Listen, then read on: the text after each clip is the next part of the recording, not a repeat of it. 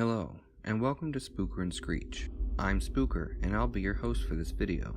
In our first series, we're going to be covering SCPs, so let's start out by giving a bit of information on what the SCP Foundation and its many inhabitants are. According to their mission statement, operating clandestine and worldwide, the Foundation operates beyond jurisdiction, empowered and entrusted by every major national government with the task of containing anomalous objects, entities, and phenomena. These anomalies pose a significant threat to global security by threatening either physical or psychological harm.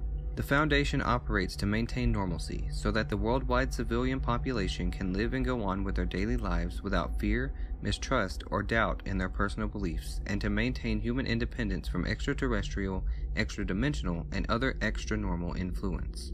As for SCPs themselves, they're categorized into different classes depending on how difficult they are to contain. During each video, I will be outlining the SCP's class and what it means before reading the file. So, without further ado, let's delve right in, beginning with SCP-002, also known as the Living Room. 002's object class is Euclid. Euclid class SCPs are anomalies where containment isn't always reliable, usually because the SCP is insufficiently understood or inherently unpredictable.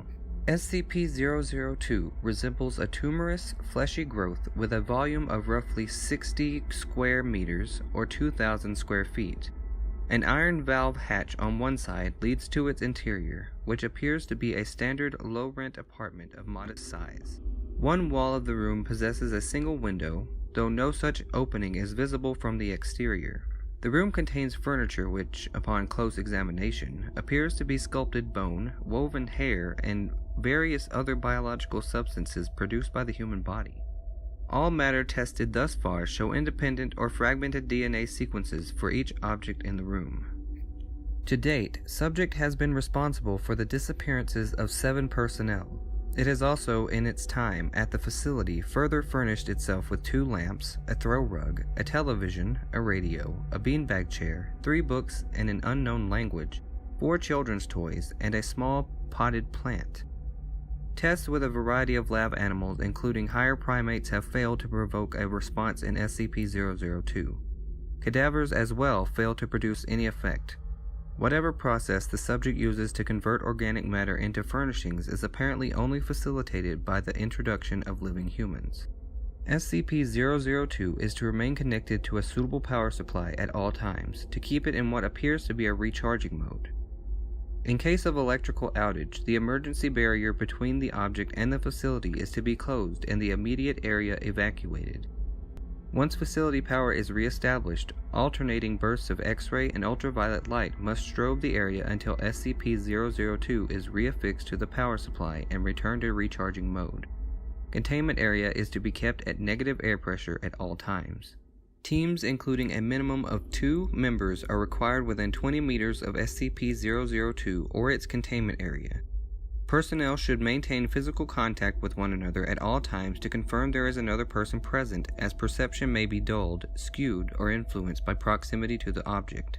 No personnel below Level 3 are permitted within SCP-002. This requirement may be waived via written authorization from 2 off-site Level 4 administrators.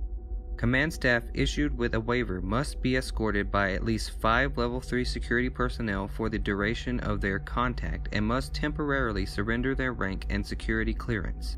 Following contact, command staff will be escorted at least 5 kilometers from SCP-002 to undergo a 72-hour quarantine and a psychological evaluation.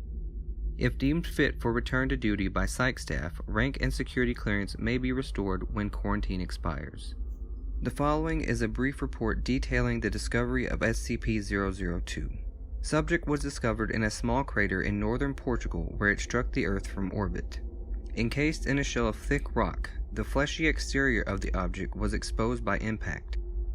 A native farmer happened upon the site and reported his findings to the village elder.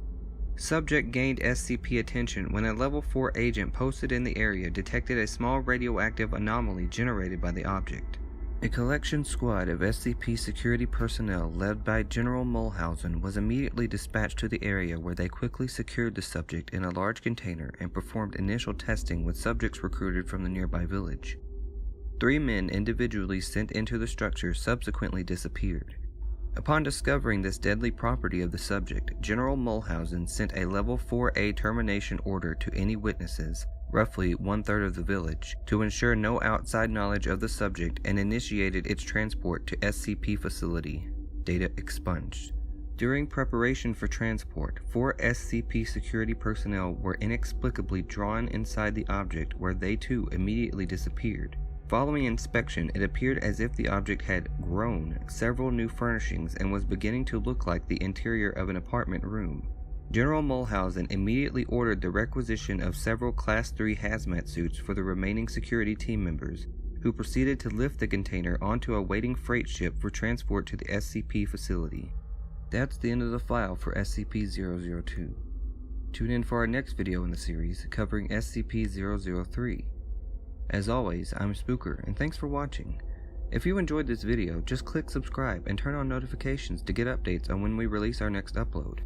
And remember, if you find an anomaly, report it to your nearest SCP Foundation.